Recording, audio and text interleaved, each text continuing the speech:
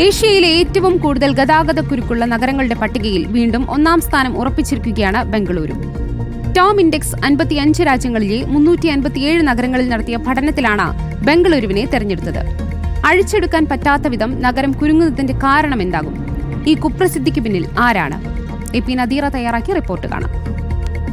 സുജയ, ഗതാഗതക്കുരുക്കിൻ്റെ പേരിലുള്ള അവാർഡ് ഒരിക്കലും നമ്മളെ വിട്ടുതരില്ല എന്നാണ് ബംഗളൂരു നഗരം പറയുന്നത്. ഇത്തവണയും ഏഷ്യയിലെ ഏറ്റവും ട്രാഫിക്കുള്ള നഗരമായിട്ട് ബംഗളൂരു തന്നെ തിരഞ്ഞെടുക്കപ്പെട്ടിരിക്കുകയാണ്. ഏറ്റവും വേസ്റ്റ് ട്രാഫിക്, അതായത് മനുഷ്യനെ സഹിക്കാവുന്നതിലപ്പുറമാണ് ട്രാഫിക് കുരുക്കിൽ പെട്ട് കഴിഞ്ഞാലുള്ള അവസ്ഥ. ഏകദേശം ഒരു വർഷം നമ്മൾ 132 മണിക്കൂർ അധികം ആളുകൾ ബംഗളൂരുവിലെ ട്രാഫിക്കിൽ കഴിയുന്നു എന്നാണ് ഈ പഠന റിപ്പോർട്ട്. ഏഷ്യയിലെ ഏറ്റവും മോശം നഗരങ്ങളുടെ പട്ടികയിൽ ഒന്നാമത് ബംഗളൂരു, രണ്ടാമത് പുനെ, മഹാരാഷ്ട്രയിലെ പുനെയുമാണ് വന്നിരിക്കുന്നത്. ടോം ഇൻഡെക്സിൻ്റെ പഠന റിപ്പോർട്ടാണ് പുറത്തു വന്നിരിക്കുന്നത്. അവരുണ്ടല്ലോ 55 രാജ്യങ്ങളിലായി 387 നഗരങ്ങളിലാണ് പഠനം നടത്തിയത്. അങ്ങനെ അവർ കണ്ടെത്തിയ കാര്യമാണ്. എന്നാലും എന്തുകൊണ്ടാണ് ബംഗളൂരുവിൽ ഇങ്ങനെ വലിയ ട്രാഫിക് കുരുക്കുണ്ടാവുന്നത് എന്നത് എല്ലാവരും ചർച്ച ചെയ്യുന്ന വിഷയമാണ്. എത്രയോ വർഷങ്ങളായിട്ട് ഇത് കേൾക്കുന്നതാണ്. എന്തുകൊണ്ട് ഇതിൽ നിന്നൊരു മോചനം ബംഗളൂരുവിന് ഇല്ല എന്ന് നമ്മളെപ്പോഴും ആലോചിക്കാറുണ്ട്. അതിനെക്കുറിച്ച് നമുക്ക് കൂടുതലായി പറഞ്ഞു തരാനായി ബംഗളൂരുവിലൊരു മലയാളിയായ ട്രാഫിക് വാർഡനുണ്ട്.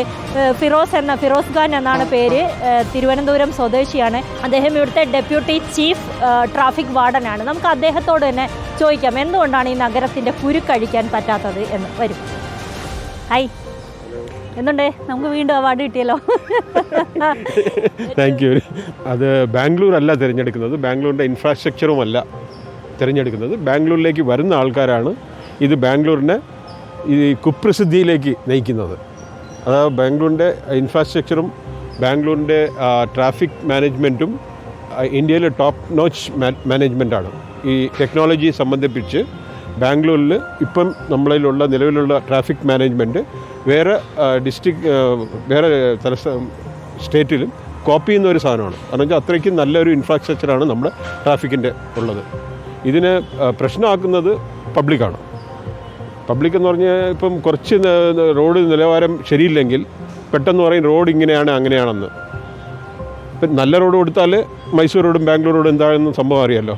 സ്പീഡായിട്ട് വണ്ടി ഓടിക്കും, ആക്സിഡൻ്റ് ആവും. പിന്നെ ഈ നമ്മൾ എന്ന് വരെ ഈ ഒരു വീട്ടിൻ്റെ മുമ്പത്ത് ഞാൻ കാറില്ലാതെ പോയാൽ എന്നെ എന്ത് വിചാരിക്കും എന്നുള്ളൊരു ചിന്താഗതി, അല്ല ഒരു ഓഫീസിൻ്റെ മുമ്പിൽ പോകുമ്പം നമുക്ക് എപ്പോഴും പോകുന്ന ഒരു എ ടു ബി ഒരു സ്പോട്ടായിരിക്കും. പക്ഷേ നമ്മൾ അവിടെ കാറിലോ നമ്മുടെ എന്തെങ്കിലും വലിയൊരു വാഹനത്തിലോ ഒറ്റയ്ക്ക് ഇരുന്ന് പോകും. നമുക്ക് ഈ പബ്ലിക് ട്രാൻസ്പോർട്ട് യൂസ് ചെയ്യുന്നില്ല. പബ്ലിക് ട്രാൻസ്പോർട്ട് യൂസ് ചെയ്ത് കഴിഞ്ഞാൽ കുറേ കാര്യങ്ങളൊക്കെ നടക്കുന്നതാണ്. ഫിറോസ് ഖാൻ എന്ന ഡെപ്യൂട്ടി ട്രാഫിക് വാർഡനെ പറയാനുള്ളത്. ബംഗളൂരുവിലെ നിയമങ്ങളൊക്കെ അനുസരിച്ചാൽ ട്രാഫിക് വളരെ സ്മൂത്താകും. ഇത്ര വലിയ തിരക്കുള്ള നഗരം എന്ന ഒരു കുപ്രസിദ്ധിയൊന്നും ബാംഗ്ലൂരിനുണ്ടാവില്ല. നല്ല രീതിയിൽ ട്രാഫിക് മുന്നോട്ട് പോകും. ആളുകൾക്ക് സുഗമമായി സഞ്ചരിക്കാനാവും. ഈ പറഞ്ഞ പോലെ റോഡിൽ കുറേ നേരം നിൽക്കുന്ന അവസ്ഥയൊക്കെ മാറുമെന്നാണ് ഇദ്ദേഹം പറയുന്നത്. വീഡിയോ ജേർണലിസ്റ്റ് റിജോയ്ക്കൊപ്പം reporter Nadeera, in reporter, Bengaluru.